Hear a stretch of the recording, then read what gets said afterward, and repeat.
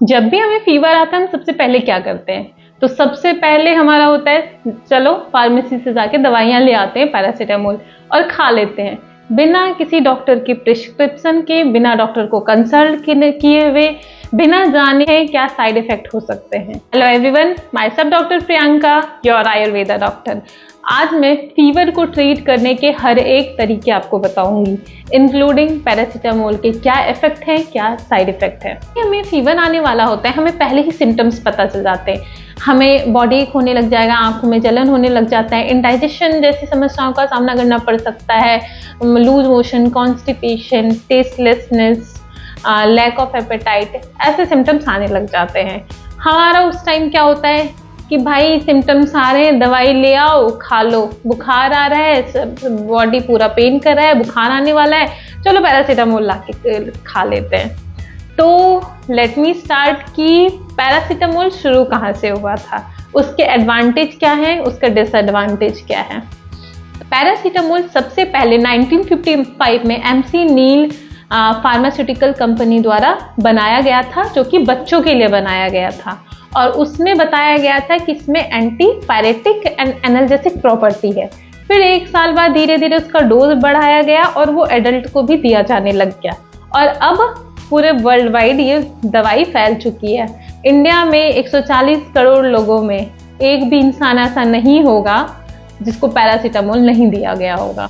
We all are aware कि paracetamol होता क्या है। तो आज मैं बताती हूँ आपको कि उसके बेनिफिट्स क्या हैं और इसका साइड इफेक्ट क्या है। तो सबसे पहले पैरासीटामोल में जैसे मैंने बताया कि इसमें एंटीपायरेटिक और एनाल्जेसिक प्रॉपर्टी है, तो जो कि फीवर को सबसाइड करता है एंटीपायरेटिक प्रॉपर्टी होने की वजह से, और एनाल्जेसिक प्रॉपर्टी होने की वजह से ये पेन किलर भी है। तो आपको अगर कहीं पे पेन है, problem knee joint pain, tooth एक, बॉडी एक, कुछ भी, तो आप उसमें भी पैरासीटामोल ले सकते हो, वो भी एक माइल्ड एनाल्जेसिक है। दूसरा फायदा क्या है, ये बहुत ही ज्यादा अफोर्डेबल है एंड इजीली अवेलेबल है। कोई भी अफोर्ड कर सकता है, गरीब से गरीब इंसान भी इस दवाई को अफोर्ड कर सकता है। बच्चों के लिए ये लीस्ट साइड इफेक्ट वाली ड्रग है as compare to other medicine. अगर आप लॉन्ग टर्म यूजर हो पैरासीटामोल की, तो ये आपकी किडनी के फंक्शन को हैम्पर कर सकता है, ब्लड प्रेशर को इंक्रीज कर सकता है एंड मायोकार्डियल इंफार्क्शन के चांसेस को बढ़ा सकता है। उस साथ अगर आप स्मोकर हो, अल्कोहल कंजप्शन ज़्यादा करते हो और उसके साथ आप पैरासीटामोल ले रहे हो, तो अलर्ट हो जाओ, क्योंकि वो आपकी किडनी को डैमेज कर सकता है, क्योंकि वो बहुत जल्दी रिएक्ट करता है इन सब चीज़ों के साथ और वो इरिवर्सिबल है। उसको अगर आप चाहोगे कि किडनी डैमेज हो गया वो दोबारा रिवर्स कर दे डॉक्टर, तो ये इम्पॉसिबल है। अगर आप ऑलरेडी अल्कोहल लिवर डिजीज के पेशेंट हो और फिर भी आप लॉन्ग टर्म से पैरासीटामोल को यूज़ कर रहे हो, तो ये आपके लिवर के हेल्थ को और भी ज़्यादा अफेक्ट करेगा। इसकी जो रिकमेंडेड डोज है वो मैक्स टू मैक्स है 4000 mg पर डे। अगर इससे ज़्यादा एक्सीड करता है वो टॉक्सिसिटी क्रिएट करता है बॉडी में। अब मैं आपको बताऊंगी कि आयुर्वेद में क्या बताया गया है, डूज एंड डोंट्स, जो आप फॉलो करके फीवर को सबसाइड कर सकते हो। तो चरक ने बताया है सबसे पहले लंघन। तो अगर आप लंघन करते हो तो उससे क्या होता है, फीवर में हमारा जो डाइजेस्टिव फायर है वो डिक्रीज हो जाता है, और डिक्रीज होने की वजह से हमें भूख नहीं लगती या फिर इंडाइजेशन जैसी समस्याओं का सामना करना पड़ सकता है। तो अगर हम लघु आहार लेते हैं, मीन्स लाइट डाइट लेते हैं, तो वो हमारे जो डाइजेस्टिव फायर है उसको इंक्रीज करने में बहुत ही ज़्यादा हेल्पफुल होता है, जो कि फीवर को सबसाइड करने में भी इनडायरेक्टली यूजफुल है। अगर आपको फीवर है तो आपको दिन में नहीं सोना चाहिए। आप लोगों ने देखा होगा कि दिन में सोने से बॉडी एक, लेथार्जी या फिर सर में भारीपन, हेडेक, ऐसी चीज़ें आप एक्सपीरियंस करते हो अगर आपको फीवर होता होगा तो दिन में प्लीज़ फीवर होने पे ना सोएं। उसके बाद है व्यायाम नहीं करना चाहिए, मीन्स एक्सरसाइज नहीं करना चाहिए।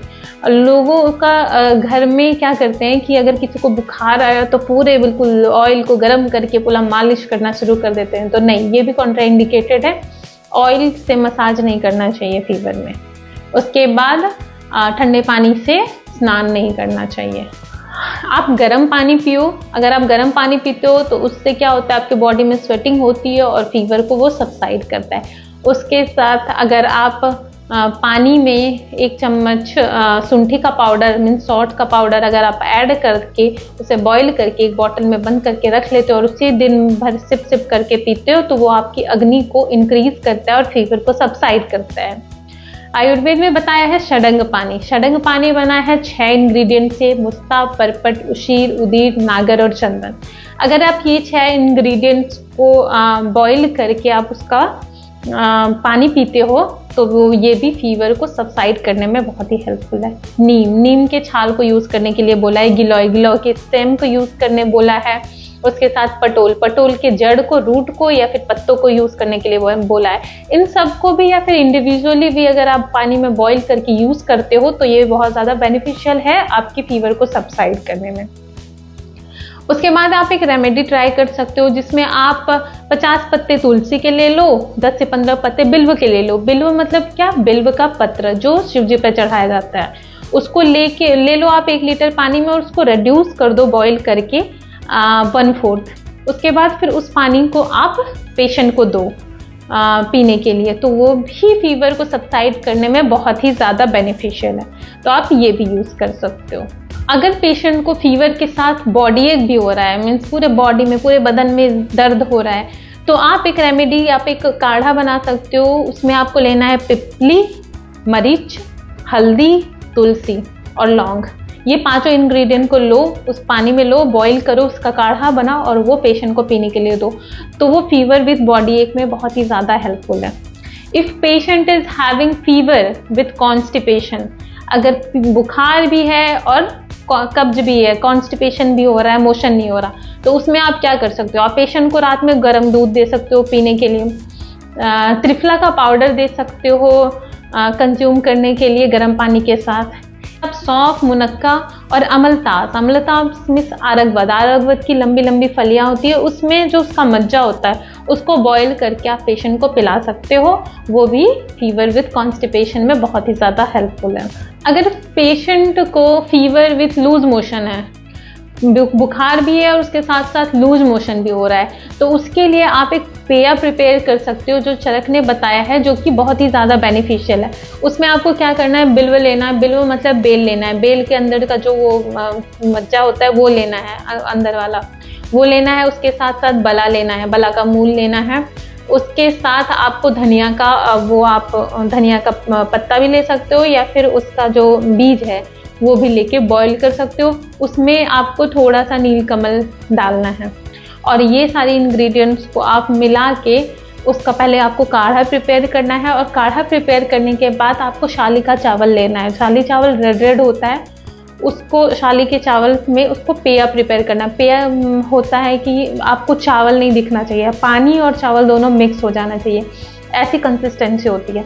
तो ऐसे बना के पेशेंट को आपको दे। आप मूंग, मसूर, कुलथ, मोठ इन सब दालों को यूज़ करके आप उसका यूश प्रिपेयर कर सकते हो और आप पेशेंट को पीने के लिए दे सकते हो। बहुत ही लाइट। फीवर विथ बॉडी एक में चरक ने एक और पेय बताया है जो कि आप यूज़ कर सकते हो। अगर बॉडी एक है पेशेंट को तो उसको आपको क्या देना है खाने पीने के लिए, तो उसमें गोक्षुर और कंटकारी को यूज़ करके आप ग्वाथ प्रिपेयर कर सकते हो और उससे आपको छाठी के चावल में मिला के उससे पेय प्रिपेयर करना है और फिर वो देना है पेशेंट को। हर एक सिम्टम्स के अलग अलग मेडिसिन होते हैं। हर एक, अगर फीवर हुआ और उसके अलग सिम्टम्स है तो उसके अलग मेडिसिन प्रिस्क्राइब किया जाता है। तो चाहे आप एलोपैथी दवाई ले रहे हो, आयुर्वेदिक दवाई ले रहे हो या हेम्योपैथिक दवाई ले रहे हो, प्लीज़ फार्मासिस्ट को डॉक्टर ना समझें। डॉक्टर के कंसल्टेशन के साथ ही दवाई लें, क्योंकि डॉक्टर को पता होता है क्या डोज में देना चाहिए, किस पेशेंट को देना चाहिए, क्या साइड इफ़ेक्ट हो सकते हैं। मैं यहाँ पे मेडिसिन आपको नहीं बता रही हूँ। अगर आपको कोई भी प्रॉब्लम हो, कोई सिम्टम्स आ रहे हों, तो अगर आपको कोई भी प्रिस्क्रिप्शन चाहिए तो आप इसमें कमेंट करके मुझसे पूछ सकते हो, मैं आपका जवाब ज़रूर दूँगी। Thank you.